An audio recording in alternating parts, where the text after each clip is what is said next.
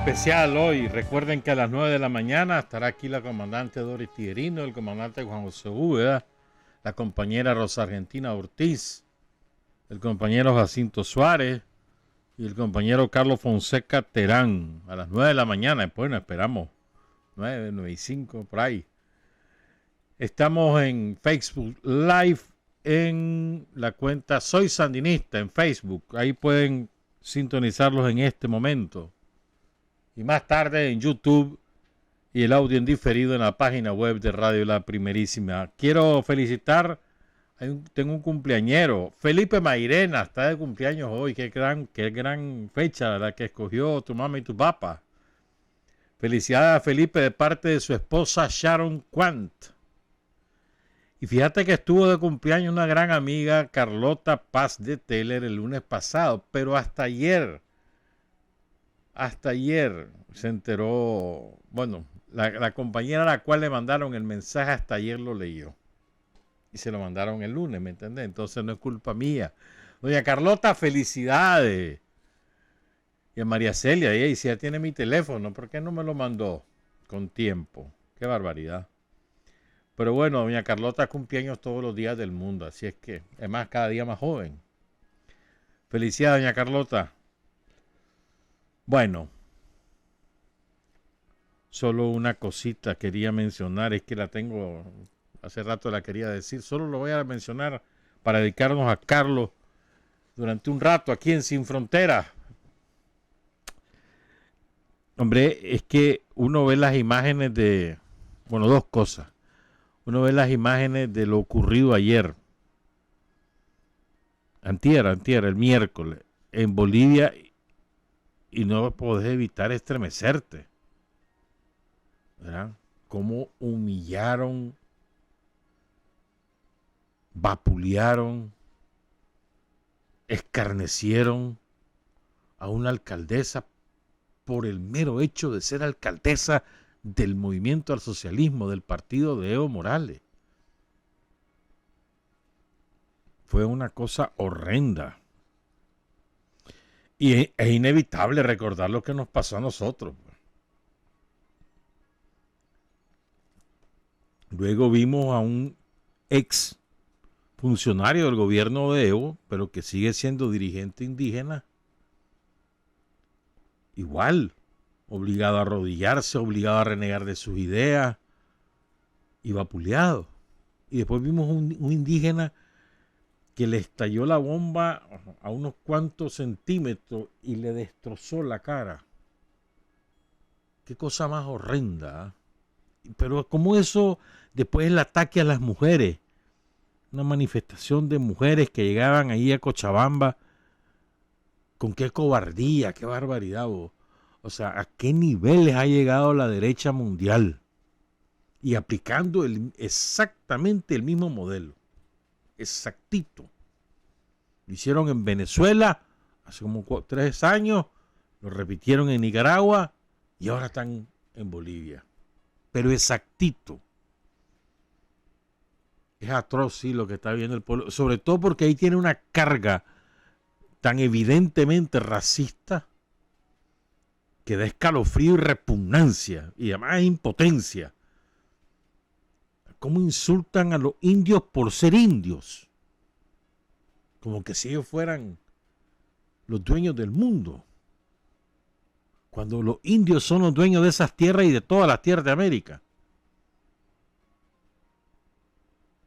O sea, es impresionante a qué extremo ha llegado la derecha mundial y especialmente la latinoamericana. La derecha boliviana es racista, es clasista, está repleta de odio.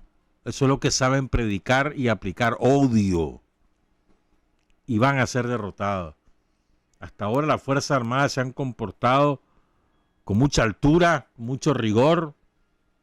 No ha habido un solo muerto de parte de las Fuerzas Armadas bolivianas. Hay 3 muertos, todos causados por los fascistas bolivianos.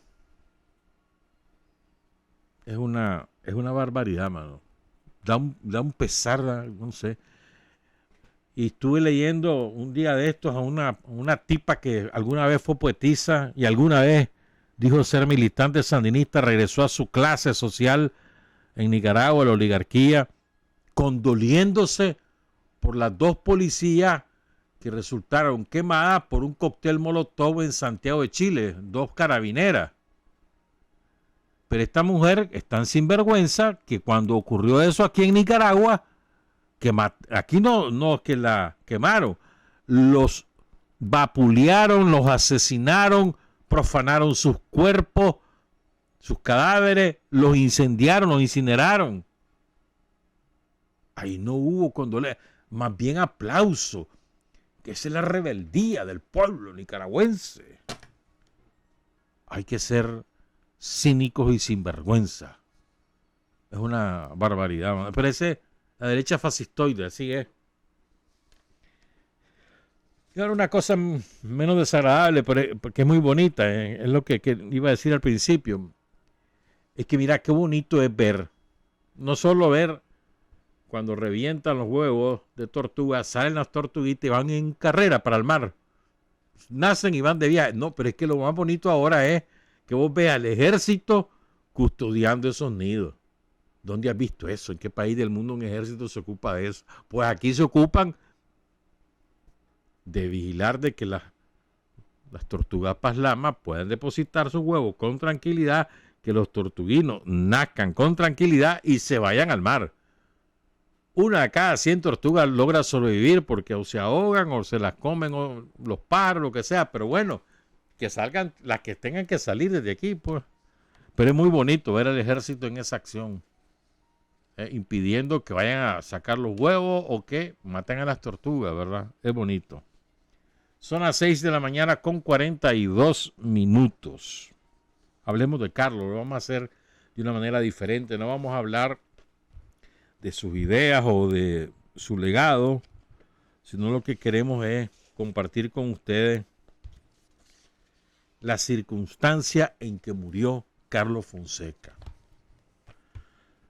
Nos vamos a apoyar en lo que cuenta Tomás, La paciente impaciencia. Recuerden, tenemos 10 libros La paciente impaciencia, 10 libros Un grano de maíz y 10 libros sobre el golpe de la camorra somocista el año pasado.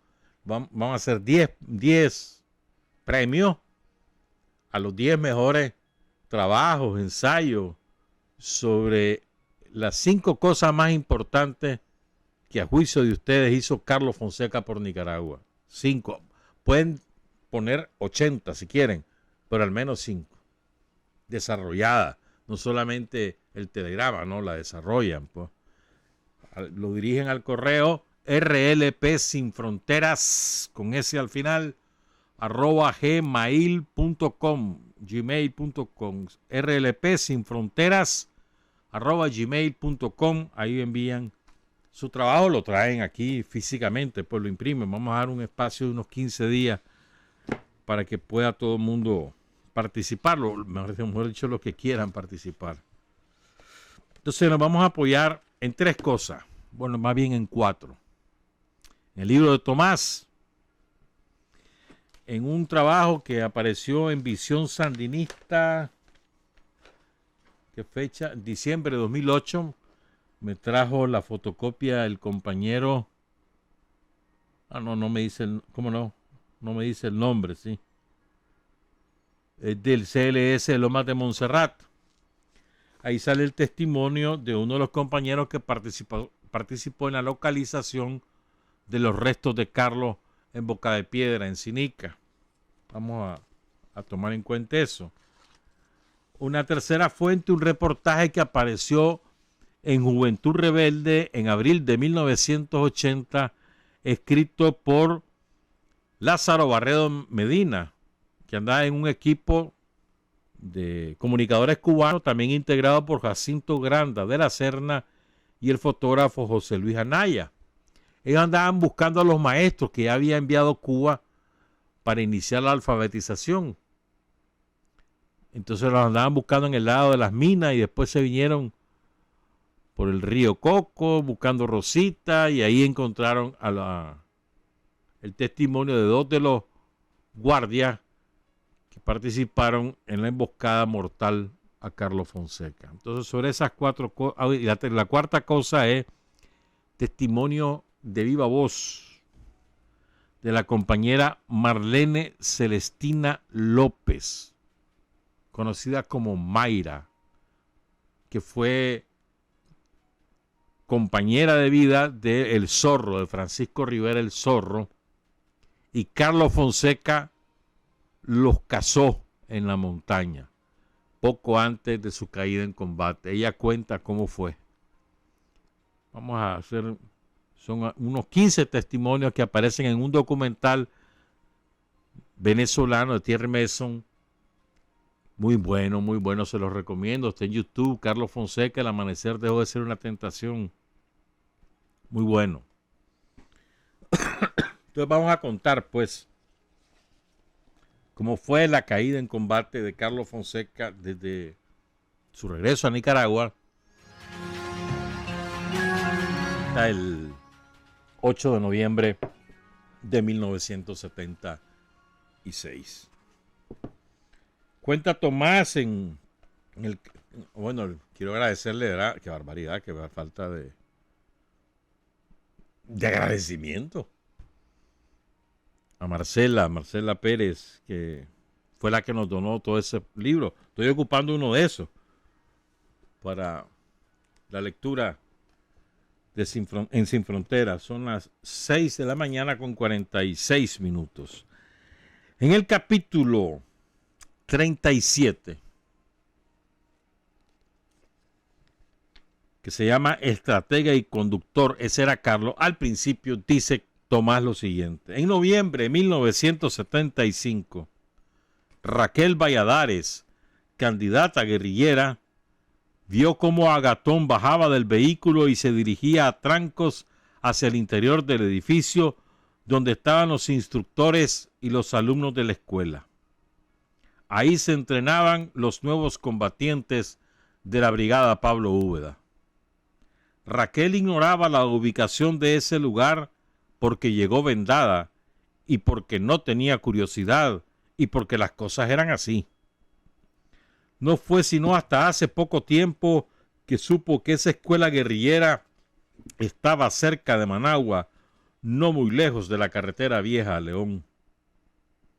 Carlos Fonseca, Agatón, fue descubierto por los jóvenes aprendices de emboscadas, igual que se descubre una bahía iluminada. No lo pudimos evitar. Lo denunciaba el aura de la autoridad, el tamaño de la voz, el cariño en sus ojos. Impartíamos táctica con ínfulas de oficiales recién graduados, los seres más insufribles de las escuelas militares y de los salones de baile. Dábamos clases de armamento. Carlos Fonseca dejaba a los suyos, igual que hubiera dejado a los ajenos, con la boca abierta y los ojos abiertos, y la conciencia lista para el cultivo, dando lecciones de estrategia política. Y después Tomás continúa en el siguiente capítulo, porque aquí resume las ideas sobre estrategia de Carlos, de lo que hemos compartido ya. Entonces voy directo al capítulo 39, que se llama Ninguno estaba muerto. Recuerden, Carlos está en Nicaragua en noviembre de 1975. Acaba de estallar la división en el Frente Sandinista. Acaba de ocurrir. Y él ya está en Nicaragua. A fines de febrero de 1976, incluso antes de eso, es que Carlos Núñez cuenta, cuando él supo de la muerte, de la caída en combate de Carlos Fonseca, Carlos Núñez, el comandante Roque, cuenta que después de la Navidad de 1975, dice Carlos, los compañeros seguimos esperando que se reanude la comunicación entre los mandos de la organización, así la llamábamos en ese tiempo. Estábamos desesperados, no aguantábamos tanta incertidumbre. De repente, Marco Somarriba, me comunica que lo han citado para una reunión, si no me equivoco, para los primeros días de enero. Me consulta si asiste, le respondo que sí. No sé cuál fue el lugar, Eran días difíciles. Lo recogieron en un vehículo y por medida de precaución le ordenaron cerrar los ojos. Llegaron a una casa, se bajaron, de espaldas estaba un hombre alto y delgado. Era Carlos Fonseca. Cuando Marco me lo informó, con los ojos brillantes de alegría me dijo: hermano, se acabaron los problemas, se salvó el Frente Sandinista. 6 meses más tarde estaba cayendo Carlos. Piense bien, entonces, en noviembre del 75, Carlos imparte una escuela político-militar junto a Tomás y otros compañeros. En enero hay una reunión a la cual asiste Marco Somarriba. Y ahí está la expectativa de que con Carlos en Nicaragua se acaba la división, se reunifica o se evita la división, mejor. Se resuelven los conflictos internos y el frente se endereza unificado. Ya nos ubicamos, ¿verdad? A fines de febrero de 1976, Carlos Agatón salió de Managua rumbo al norte, a la montaña. Iban con él Irnés Hernández, Pedrito, Juan de Dios Muñoz, Joaquín, Claudia Chamorro, Luisa, Facundo Picado, Donaldo, Marlon Urbina, Vidal, Rosa Argentina Ortiz, Norma, y Celestina López, Mayra, cuyo testimonio lo vamos a escuchar al final. También un puñado de muchachos de la ciudad de León, trabajadores provenientes de los barrios San Felipe y Sutiaba. Solo he podido rescatar el nombre de Benito Carvajal. De los demás, solo nos quedan los números que reemplazaban a los seudónimos: 111, 112, 113, 114, 115, que yo elegí al azar en la escuela militar para desinformar al enemigo y que al final nos han desinformado a quienes hemos querido conectar las cifras con los seudónimos y con los nombres reales. Agatón y sus compañeros entraron en la montaña en marzo de 1976 por Cocaicito, departamento de Jinotega, con el apoyo del campesino colaborador Juan López Ruperto. De allí, Carlos se dirigió al río Illás, donde proyectaba reunirse con Henry Ruiz Modesto, jefe de la brigada Pablo Úbeda, que lo esperaba en el campamento del Puyú, junto con René Vivas, José, David Blanco, Arcadio, Carlos Agüero, Rodrigo, Nelson Suárez, Anselmo, William Ramírez, Hugo Torres, Edwin Cordero y otros guerrilleros desnutridos. Carlos proyectaba reunirse con Henry Ruiz y otros dirigentes para mirarse a los ojos, barrer malentendidos, abordar distintos problemas que afectaban la unidad histórica del sandinismo. La reunión estaba prevista para el 15 de noviembre en Illás, y en ella Carlos se había propuesto además plantear dos cuestiones que en ese momento eran fundamentales para el FSLN: dilucidar la problemática interna de la organización y analizar la coyuntura política y militar con vistas a la elaboración de una nueva estrategia. Ruiz, según supe después, no estaba demasiado interesado en el encuentro y carecía de la voluntaria necesaria para ceder la jefatura a Carlos Fonseca. No obstante, es calumniosa la afirmación de que Henry Ruiz fue cómplice en el asesinato de Carlos Fonseca. Mientras tanto, se hacían preparativos para penetrar por el borde sur de la zona de operaciones. En la guerrilla, 9 meses es el lapso que indica la prudencia y la lentitud con que marchan los caminantes para hacer una reunión de dirigentes dispersos en la geografía. Por aquella época había también dispersión en las concepciones tácticas, lo que alargaba la longitud de los caminos. Meses atrás se habían dado los primeros pasos de la torpeza política que dio origen a la división, en la que yo puse una parte de los equívocos y de las intransigencias, confiesa Tomás. No fui el único, por supuesto. Tengo muy claro en el recuerdo el firme y amistoso señalamiento de Carlos cuando llegó a Nicaragua sobre la forma errada con que abordamos las discusiones.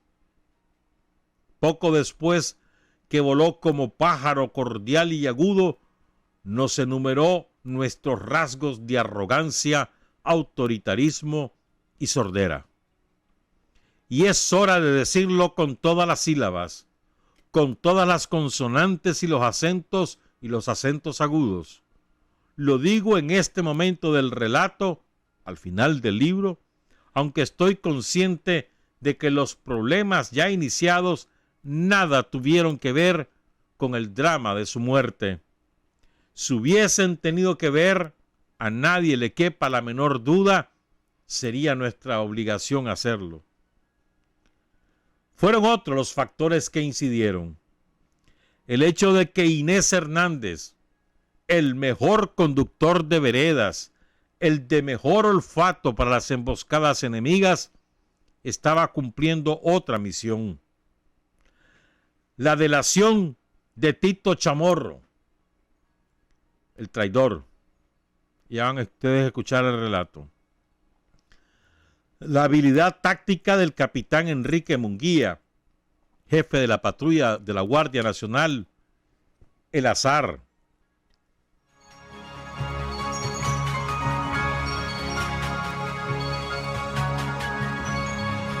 El 30 de abril, una escuadra del FSLN que recorría la zona fue atacada en Cerro Verde, Dipina, y murió Julián Roque Cuadra, Pablo, veterano militante revolucionario, con lo que la Guardia comprobó la presencia guerrillera en la zona.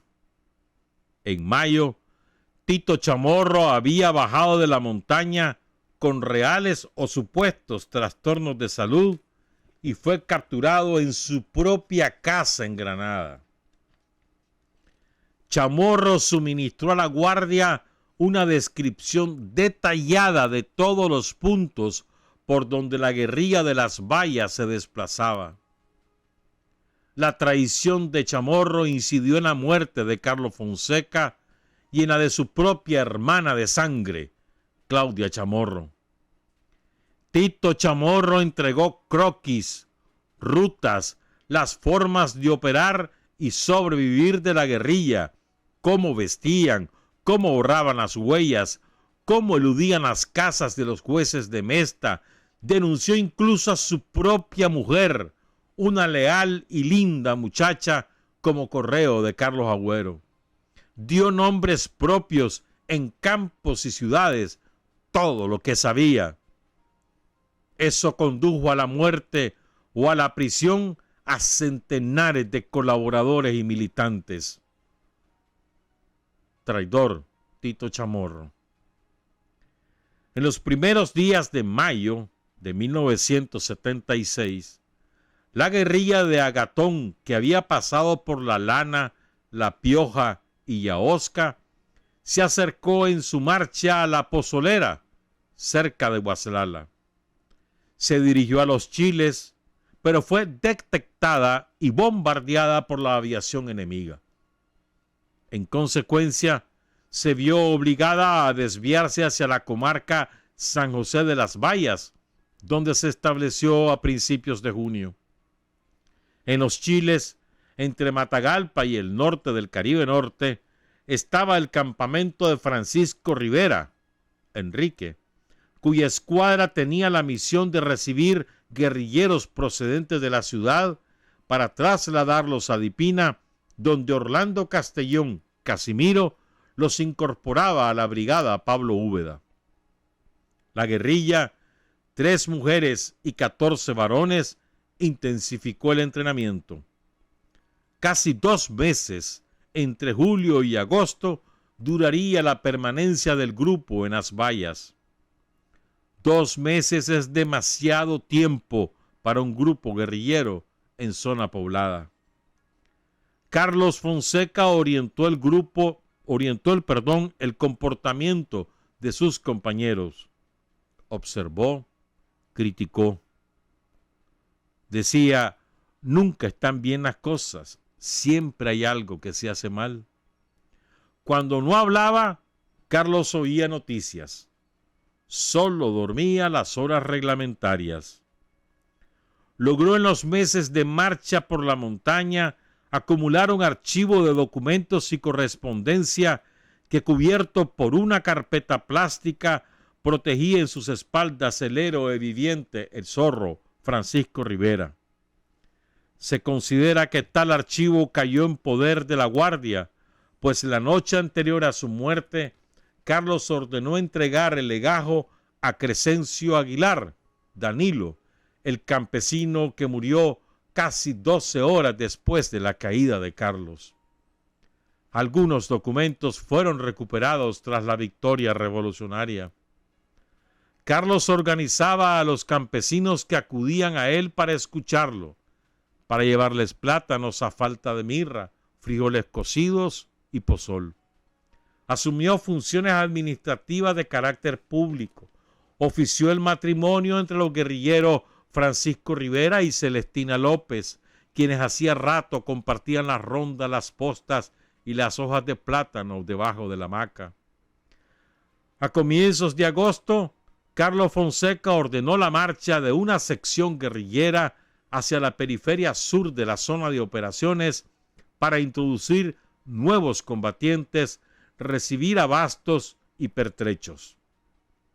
Esperaba que algunos miembros de la Dirección Nacional del FSLN y cuadros importantes participaran en la cita de Illás. En el Pastal, el grupo que avanzaba hacia el sur y que estaba integrado por Juan de Dios Muñoz, Rosa Argentina Ortiz, Marlon Urbina y el 116, fue atacado por una patrulla de la Guardia Nacional que los dispersó.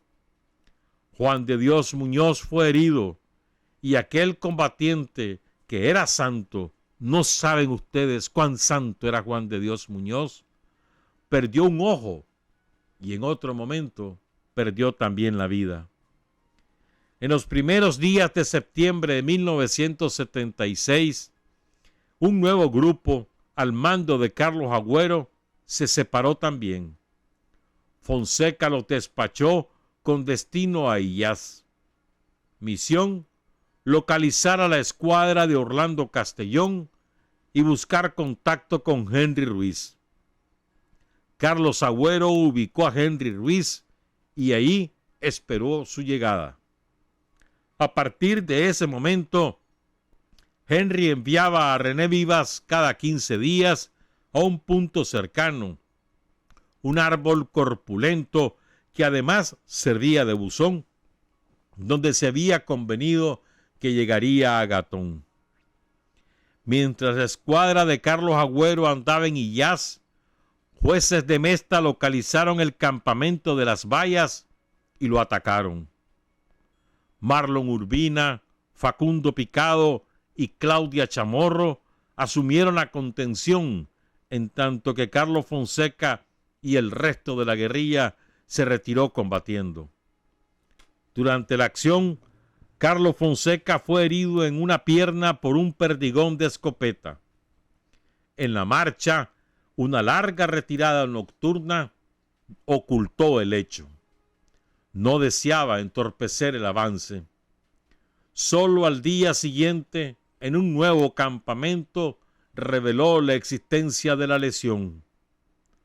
Claudia Chamorro le extrajo el charnel y lo curó, mientras Claudia lloraba conmovida por el estoicismo de aquel hombre a quien amaban como si fuera el papá de todos. Paréntesis.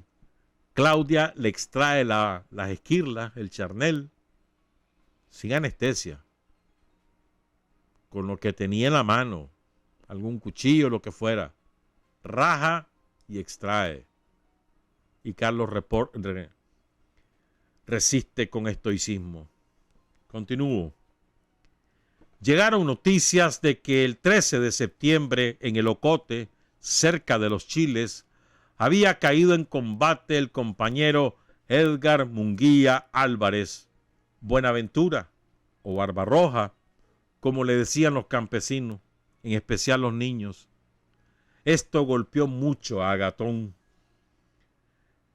Meses antes, Carlos Fonseca había insistido en contactarlo, porque era quien mantenía el vínculo con Víctor Tirado López, Rogelio o el Canoso, quien trabajaba en la región cercana a la ciudad de Matagalpa. Se había perdido a un revolucionario excepcional, Edgar Munguía, y Agatón lo sabía. En Cola de Mico, cerca de Guaslala, permaneció el grupo hasta principios de octubre. Luego se trasladaron a Cusulí, lugar donde los refugió la familia Mendoza. El jefe de la familia era un anciano que hablaba de Dios con la autoridad de un pontífice, aunque tan solo era pastor de la iglesia local. En Cusulí, Carlos predicaba y Francisco Rivera almacenaba cada una de sus palabras en la memoria y en la conciencia. En el fondo, el agua de un riachuelo, a pocos pasos de la hoguera nocturna que espantaba la tristeza y los zancudos, Carlos Fonseca decía: nosotros vamos a triunfar en Nicaragua, como les he dicho siempre, cuando logremos crearles osadía a las masas. Y este objetivo, decía Carlos Fonseca, lo lograremos aunque sea a costa de nuestra sangre. Todo militante sandinista debe relacionarse con el pueblo, ganarse la amistad de la gente. Al amigo hay que hacerlo compañero, al compañero convertirlo en militante, al militante en cuadro y al cuadro en nuestro hermano. Cuando estén en situaciones difíciles, cuando se sientan ahuevados, tristes, con ganas de llorar, de desertarse, cuando más jodidos estén, piensen en el FSLN, piensen en los miles de niños, mujeres, hombres y ancianos pobres, desnudos, descalzos y harapientos. Nosotros somos su esperanza, su alternativa. Si toman conciencia de todo esto, tendrán fuerzas para seguir adelante. Viéndolos a ustedes, a Juan de Dios, a vos, Francisco, y a otros campesinos, queda demostrado que no hay mejor escuela que la lucha, que el éxito depende de la alianza de obreros, campesinos y estudiantes.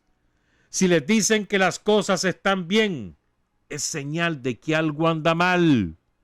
Si les informan lo positivo y lo negativo, entonces las cosas van bien. Tienen que fijarse en lo bueno y en lo malo de nosotros, los cuadros viejos del Frente Sandinista. Lo poco de bueno que podamos tener, deben tomarlo solo como punto de referencia. Lo malo deben tenerlo presente, no ser como nosotros. Sobre todo, no caer en los errores que hemos cometido o que podamos cometer en el futuro. Hemos tenido algunos problemas internos que no hemos sabido manejar. Hemos fallado. Debemos rectificar. Y vamos a rectificar. Nos están matando uno por uno y no hemos sabido dar respuestas correctas. Estamos a la defensiva. Si hace necesario, redoblemos esfuerzos y le arrebatemos la iniciativa al enemigo. Testimonio de Francisco Rivera, el Zorro, en la marca del Zorro, sobre las palabras de Carlos Fonseca. Vos sacás todos esos párrafos y los ponés en un solo documento, más nada. La mejor lección político-ideológica que podés encontrar del maestro Carlos Fonseca. Una sola cuartilla. Distribuírsela a todos los militantes. Distribuírsela a los muchachos de la juventud. Distribuírsela a todo aquel que dice ser simpatizante del frente de Daniel, a cualquiera, dale esa hojita. Cuánta sabiduría hay en esa hojita. Continúo con la narración de Tomás Borges en La paciente impaciencia.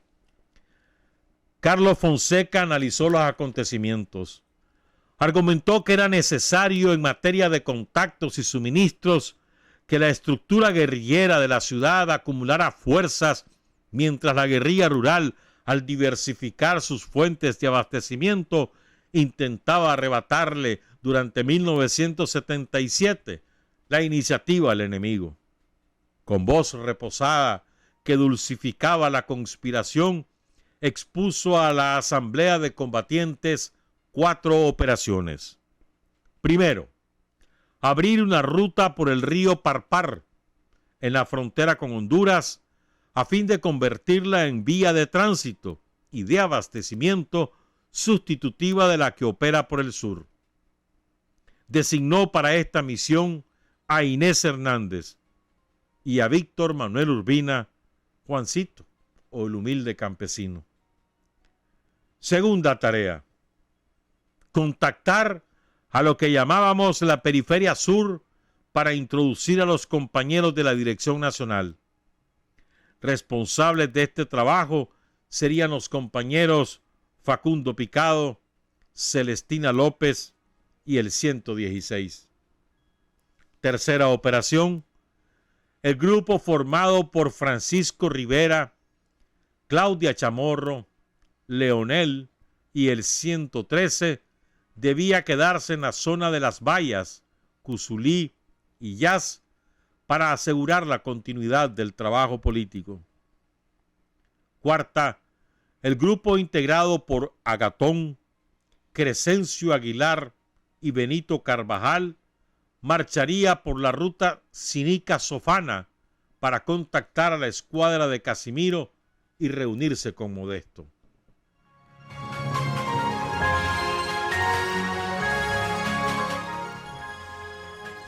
Todo aquel movimiento es, más que un proyecto militar, una planificación política. La unidad es más importante que la geografía y que los cartuchos de dinamita. La unidad es más importante que la jerarquía y que la vida. Francisco Rivera, Inés Hernández y Facundo Picado creían que la dispersión de los grupos era peligrosa para la seguridad personal de nuestro fundador, pues para entonces la Guardia Nacional se movía por la región en pequeñas unidades bien armadas. Sin embargo, a partir del 5 de noviembre, las escuadras designadas comenzaron a marchar a sus correspondientes destinos. Los grupos de Carlos y Francisco Rivera permanecieron en Cusulí hasta la noche del 7 de noviembre. El fundador del FSLN impartió órdenes sobre el cumplimiento de las misiones. Esa misma noche del 7 de noviembre, Francisco Rivera y Carlos Fonseca se despidieron.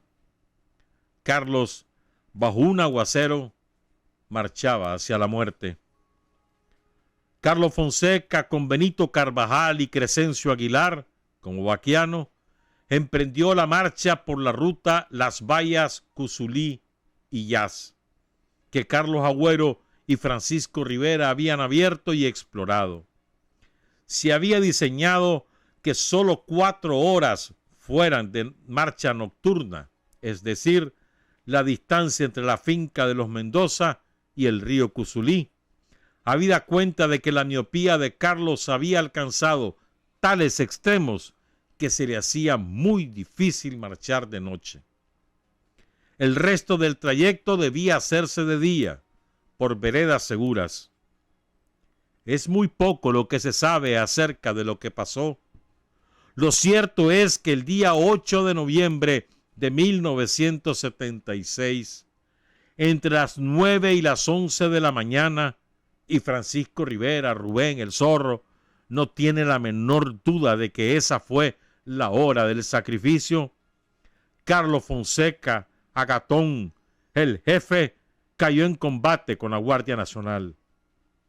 Junto a Carlos murió el obrero Benito Carvajal. Crescencio Aguilar logró retirarse ileso, pero ese mismo día, en horas de la noche, fue emboscado y muerto cuando intentaba regresar al punto de partida. Hasta hoy, uno de los pocos testimonios que se poseen sobre las circunstancias que rodearon la caída del jefe de la Revolución Popular Sandinista es el del vaquiano de la Guardia Nacional, José Dolores Gómez Leitón, integrante de la patrulla que realizó la emboscada fatal. Está lleno de reticencias y ambigüedades. El 8 de noviembre, según ese guardia, la columna de guardias que comandaban el capitán Enrique Munguía, apodado Zapolín, y el teniente Francisco Cisneros, apodado El Rata, tenía información sobre el desplazamiento de guerrilleros sobre la ruta Sinica-Sofana. Un hombre blanco, barbón, de pelo amarillo, con ojos de sopilote recién nacido, que montaba una bestia, llegó al campamento y habló en secreto con los oficiales. Munguía despachó una patrulla con dirección noroeste para investigar e hizo avanzar al resto del contingente al mando de Cisneros sobre el río Boca de Piedra hasta la casa de Matías de López, a 200 metros de la capilla Cristo Rey. La modesta casa de Matías se levanta frente a un cruce de caminos. El que se dirige al sureste viene de Sinica y va a Sofana. El que toma rumbo al oeste va al Cerro El Garrobo. Al este del cruce fluye el río en cuya ribera noreste, sobre un terreno elevado y como a 80 metros de la vivienda, para el Abra, que así se llaman los caminos del infierno que conducen al purgatorio de las pequeñas localidades en la montaña, protegida por una cerca de alambres. El Abra cae casi perpendicular al río y culmina frente a la casa del campesino. La guardia tendió emboscadas. A partir de las 9 estalló un intenso tiroteo que se prolongó por casi 3 horas. Los soldados inspeccionaron el campo. Según el oficial Enrique Munguía, el cuerpo de Carlos estaba recostado en el tronco de un árbol con una granada en la mano que se apoyaba entre las raíces. Cuando los guardias vieron a aquel hombre que los miraba sin parpadear, dispararon. Un proyectil impactó en la granada que cayó inútil entre las hojas. Los ojos de aquel hombre seguían y seguirían abiertos, como viendo más allá de la vida y de la muerte. Los guardias regresaron cargando sobre una tabla el cadáver ensangrentado de un hombre. Trasladado a la capilla, el cuerpo fue introducido en un cuarto. Al principio, la patrulla no sabía de quién se trataba. Entre ellos se preguntaban quién era el muerto. Pocas horas después, sin embargo, algo había trascendido. Varios helicópteros alborotaron las hojas de los árboles enlutados. Era el inicio de una lágrima enorme. René Vivas se movía por los alrededores cuando un campesino le comunicó la noticia de la muerte de Carlos.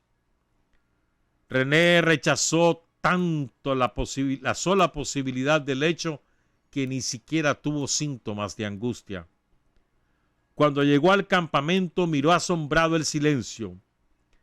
Carlos Agüero estaba desolado, como si hubiese perdido a su madre, a su padre, a sus hermanos, a sus hijos. Se mordía y se mordía los nudillos callosos hasta que las sombras de la noche cayeron sobre los dientes desesperados y las manos pálidas. Daniel Ortega estaba oculto en un barrio oriental de Managua. Los detalles del comunicado, escrito con los pies y la alegría de lo que pareció el enemigo una derrota definitiva del sandinismo, eran suficientes para no hacerse ilusiones. Daniel, pálido y con los puños crispados, se puso de pie para soportar el empellón. El comunicado hablaba de la caída de Carlos Fonseca y de Eduardo Contreras. Mientras escuchaba la radio, Omar Cabezas, quien se encontraba en el monte junto a dos compañeros, siguió soplando las brasas con las que pretendía asar una gallina, cada vez más pegado al pequeño incendio hasta quemarse las pestañas con el fuego de aquella verdad. Carlos Núñez, ya conté esto un poco, dice Carlos Núñez. 7 meses más tarde, la noticia amarga, un día después de la caída de Eduardo Contreras, Carlos Roberto Güembes, Rogelio Picado y Silvio Reñasco, recibiríamos un martillazo en la cabeza. Carlos Fonseca había muerto. Recuerdo que pasé por una casa de seguridad en el barrio San Judas y la compañera, doña Ada, me dice tranquila cuando reiteré que era cierta la noticia. No, esa es otra mentira, eso hijo de puta. Carlos Fonseca no puede morir. Francisco Rivera, que desde el lugar en donde se encontraba escuchó el fragor del combate, fue atacado también el 10 de noviembre por la mañana. Logró escapar del cerco junto con Claudia Chamorro. Deambularon varios días por las espesuras de Cusulí hasta que el 20 del mismo mes llegaron a la casa de los Mendozas.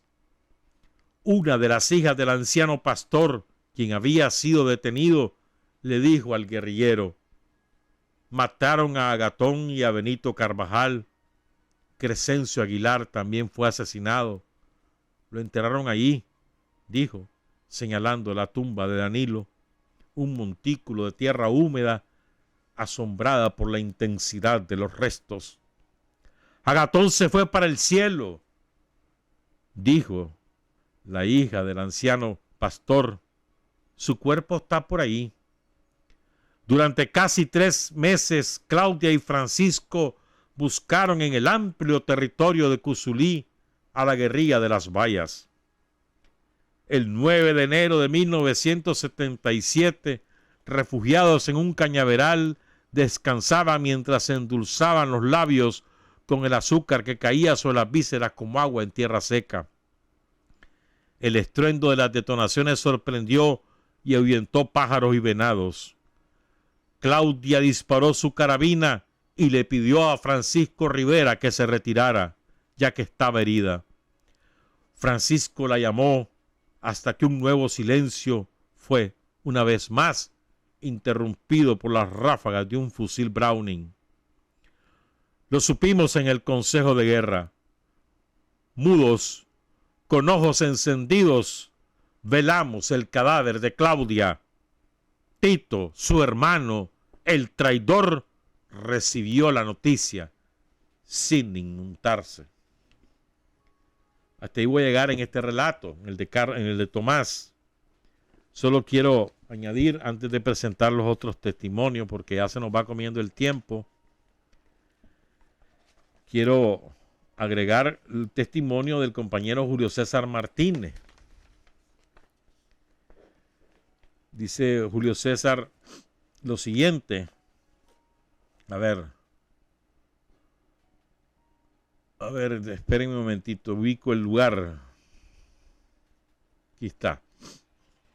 Junto con un equipo empezó a investigar la caída y el paradero de los restos del comandante Fonseca a partir del relato de Matías López, poblador de la comunidad del Guayabo en la zona de Sinica.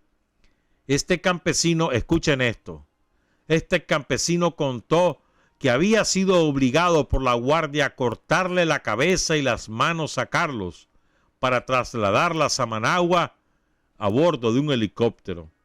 También le cortó las manos a un campesino de origen leonés que cayó junto con el comandante.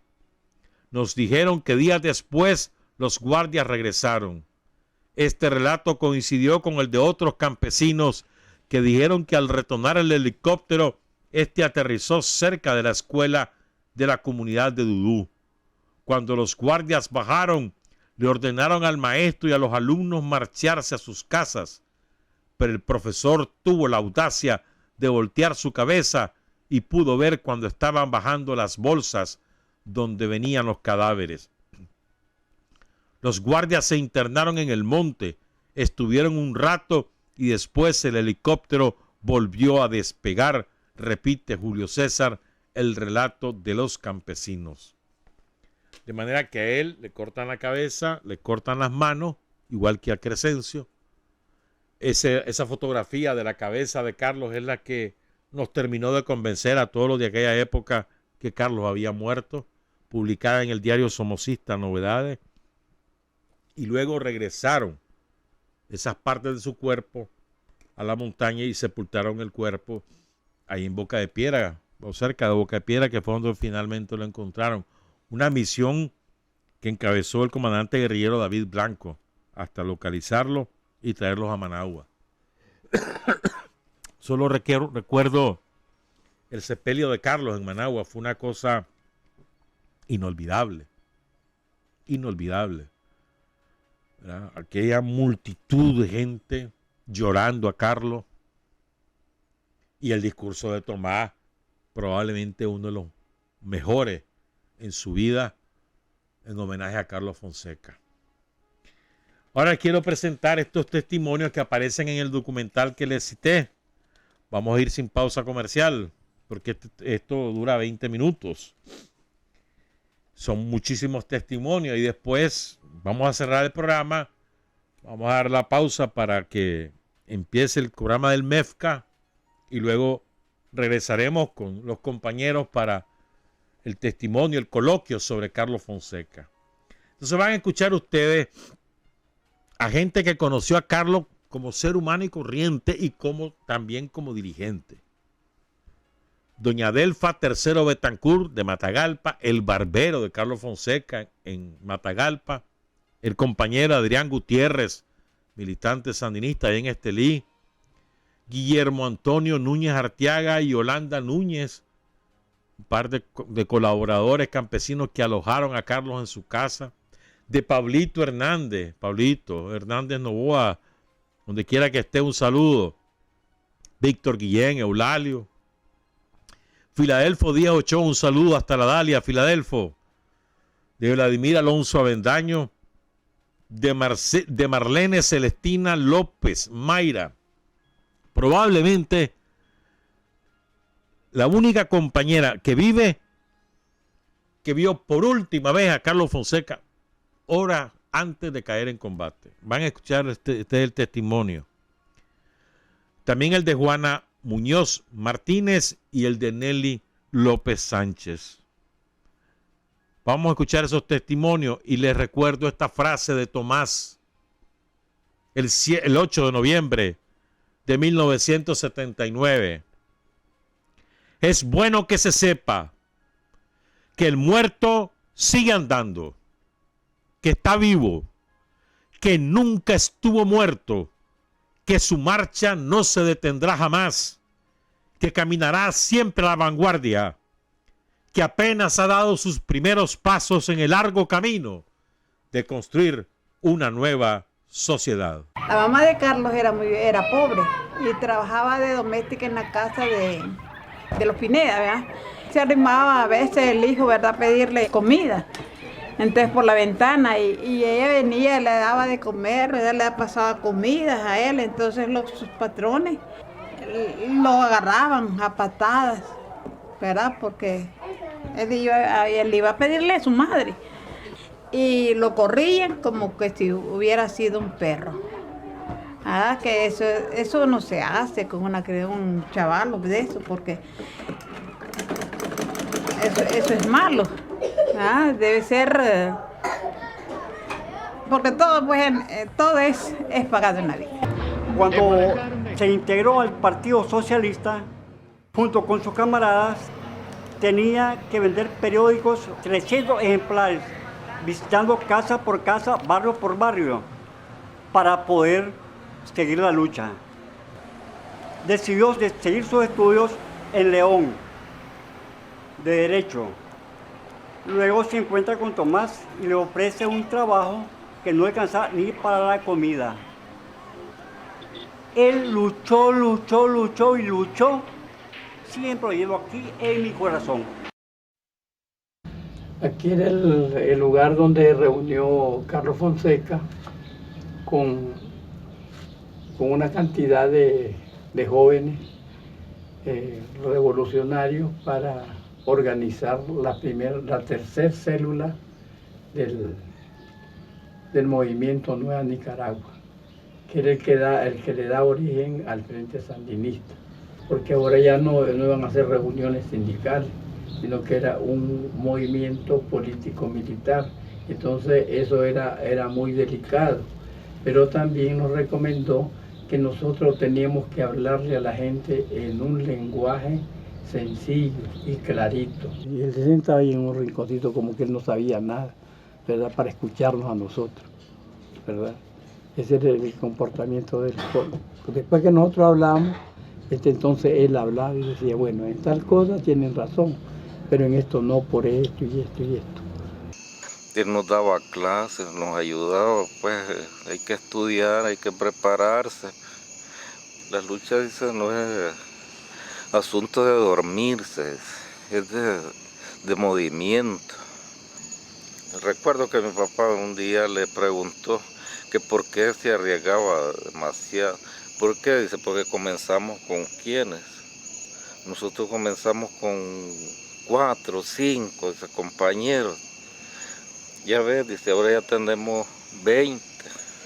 Mire, un platito así de frijoles cocidos, un poquito de limón, un punto de limón. Qué delicioso que esta comida. Nunca le anduvo poniendo pero, ay, que no. Para nosotros fue un padre. Fue en el año 1966. Él estuvo en mi casa cerca de como unos 6 meses. No sabíamos que era el comandante Carlos, sino que era un ganadero con el seudónimo de Virgilio. Y llegó con camisa a cuadro, con sombrero, pero era demasiado elegante, verde el ganadero alto. Mi papá le cortaba el pelo. Llegó su mamá. Yo miré una señora baja, gordita, blanquita. Él la abrazó mucho, con mucho amor. Llegó a verlo María y de Terán y salió temprano de la mañana. Él pues se sintió muy feliz con su esposa. Estaba embarazada ella cuando llegó. Él corría en las madrugadas, llenaba una mochila de piedra, se la ponía al hombro y bajaba y subía. Él nunca estaba pues sentado, algo así. Si estaba adentro, él estaba caminando. En las noches estudiaba mucho, pero no había luz. Con ese candil se alumbraba y casi no dormía. Él estaba trabajando en su máquina, como que si fuera una gota muy fuerte. José Benito siempre llegó, Silvio Mayorga, Oscar Turcio, Julio Buitrago, el comandante Daniel, Humberto Ortega, Tomás Borges. Después de esa reunión, él dijo que se tenía que ir.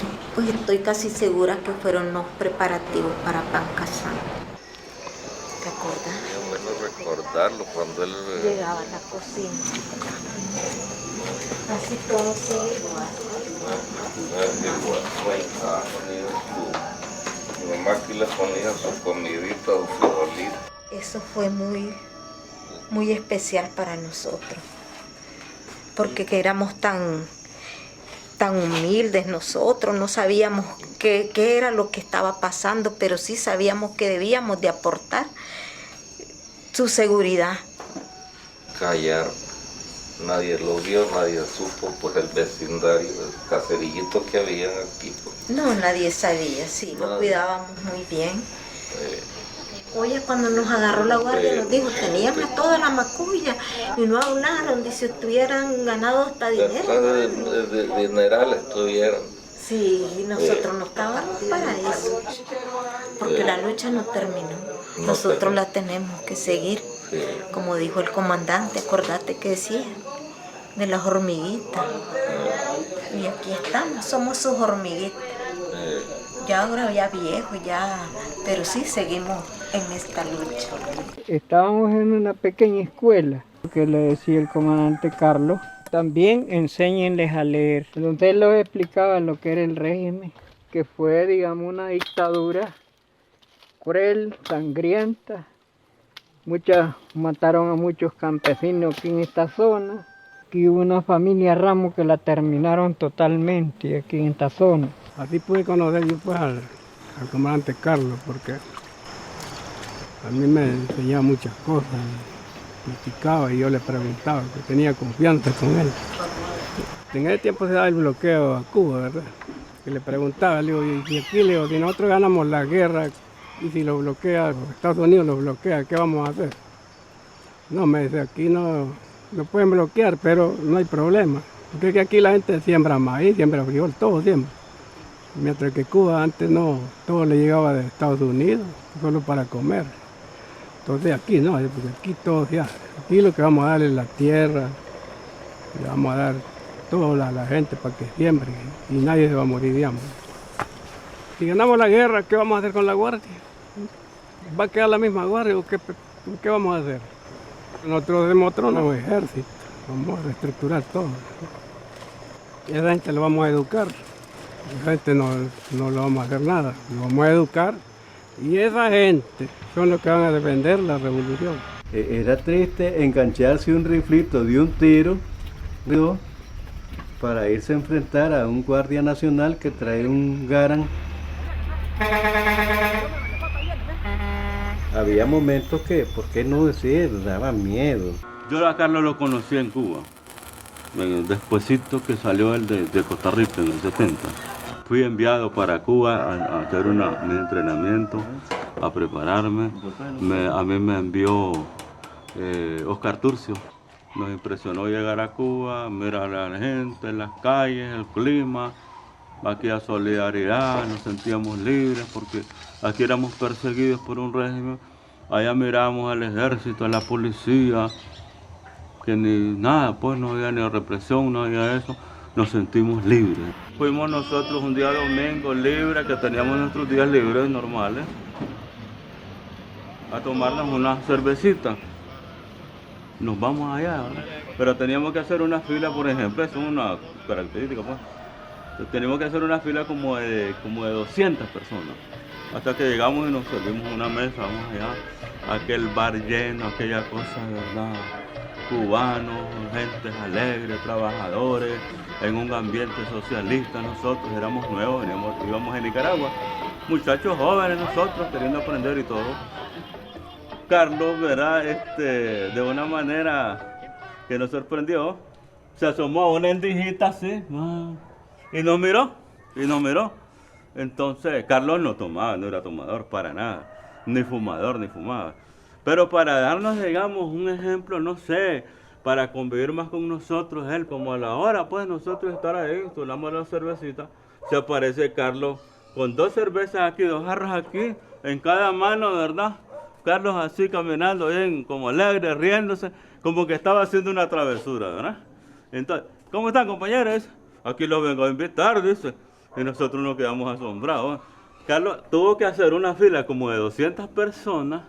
Él compró esos centavitos que nos daban ahí, compró las cervecitas y ya se puso ya. Entonces ya a charlar con nosotros. Entonces, para nosotros fue un impacto, pues, porque Carlos era una leyenda, era un dirigente. Venezuela, sí, y en Guatemala. Van a ganarse un cigarrito extra, pero si me leen el manifiesto del partido. Claro que sí, decimos nosotros, lógico, ¿verdad? Y comenzamos ahí. Nosotros éramos buenos a la lectura. Para decirle la verdad, yo me lo leí como en unos 20 minutos, creo yo que me lo leí, ¿verdad? Y entonces, oye, Carlos, oye, me lo leí todo. Ya me leí el partido, ya me leí el manifiesto. Ah, ¿ya te lo leíste? Me dice. Claro, yo me gané el cigarro. Bueno, lo leíste, pero no lo estudiaste. ¿Cómo es eso? No, anda a leerlo otra vez, porque no lo has estudiado. ¿Te acuerdas de todo? Más o menos me acuerdo un poquito, pero no de todo. No me lo aprendo de memoria. Tenés que leerlo y analizarlo. Artículo por artículo, concepto por concepto, oración por oración, página por página, tenés que analizarlo para que después vos lo interpretes y lo puedas explicar. ¿A quiénes? A nuestra gente. Carlos Fonseca, junto con otros compañeros, decide subir a la montaña así, sin ningún informe. Dijo, no podemos seguir porque si nos seguimos un día más aquí, la guardia nos va a prender. Y aquí vamos a morir todos porque la casa donde estábamos no tiene condiciones. Acababa de llegar de Cuba, pero que habían estudiado la situación de nuestra guerrilla que estaba muy a pasos lentos.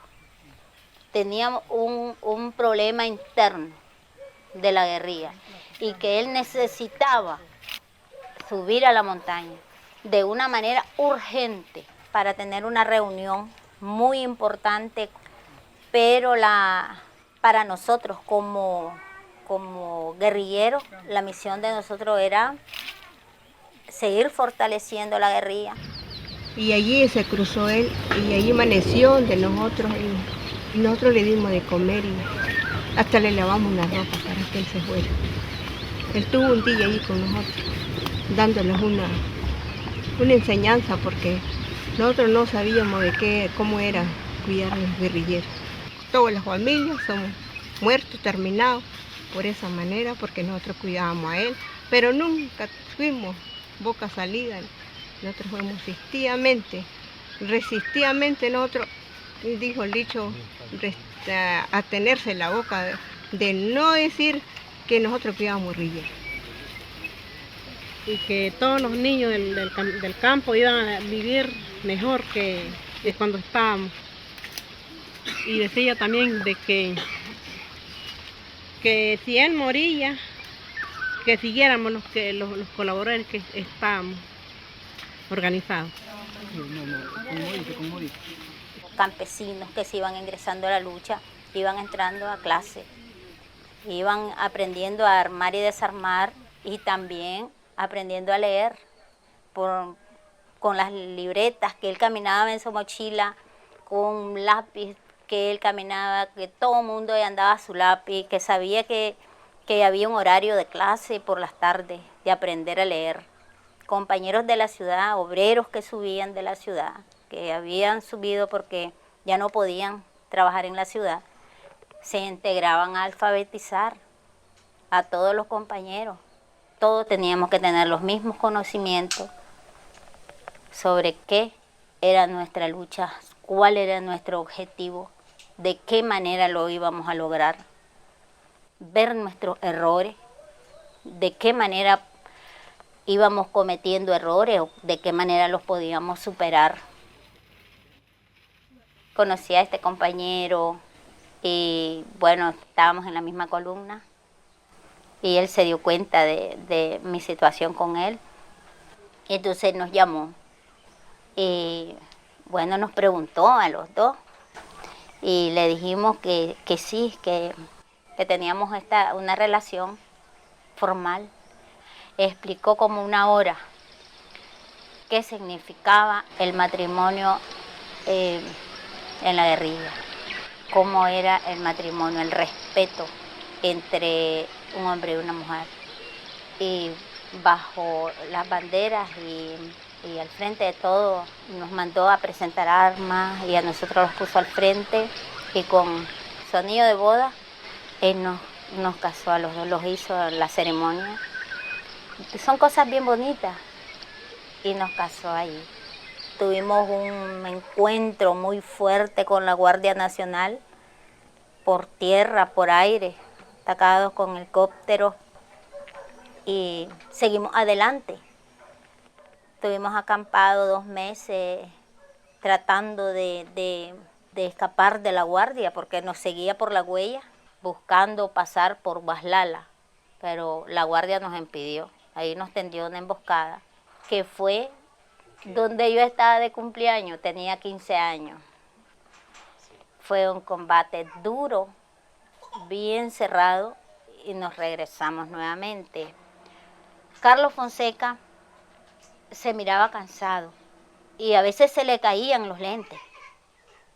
y se quedaba buscándolo así. Entonces yo sabía que él no miraba y yo se los pasaba rápido. El último momento que yo lo vi, estábamos en el patio de una casa clandestina en Boca de Piedra y él nos reunió. Estábamos en comunicado porque ya habían habido muchos combates, pero el compañero nos llega a decir que la ruta está libre. Entonces Carlos Fonseca dice que él sigue la ruta al campamento. Ahí voy a estar esperándoles para que continuemos los estudios. Lleva siempre tu cuaderno en tu mochila, me dice, y no se te olvide de repasar la clase. Y a la luz de una media luz que venía de la noche, ya casi no había luz. Ya toda la sombra iba cayendo en la montaña. Él se fue bajando así entre la maleza. Y de allá, cuando ya se iba, aparte de nosotros estábamos parados todavía, nos dijo adiós con la mano, así. Y ese fue la última vez que lo vi. Caminó nada más como unas 2 horas del lugar donde estábamos, porque oíamos totalmente clarita el combate que tuvo con la Guardia Nacional. Perder a un jefe, uno se siente como que perdió el arma, como que se le terminaron las balas. Pero después uno recapacita y piensa que no es así. Que la arma él los dejó, que eso era su lucha, preparar a su gente por si algo pasaba. Y fue así, nosotros continuamos. Revolución es sentido del momento histórico. Es cambiar todo lo que debe ser cambiado. Es igualdad y libertad plenas. Es ser tratado y tratar a los demás como seres humanos. Es emanciparnos por nosotros mismos y con nuestros propios esfuerzos. Es desafiar poderosas fuerzas dominantes dentro y fuera del ámbito social y nacional. Es defender valores en los que se cree, al precio de cualquier sacrificio. Es modestia, desinterés, altruismo, solidaridad y heroísmo. Es no mentir jamás ni violar principios éticos. Es convicción profunda de que no existe fuerza en el mundo capaz de aplastar la fuerza de la verdad y las ideas. Revolución es unidad, es independencia, es luchar por nuestro sueño de justicia para Cuba y para el mundo, que es la base de nuestro patriotismo, nuestro socialismo y nuestro internacionalismo.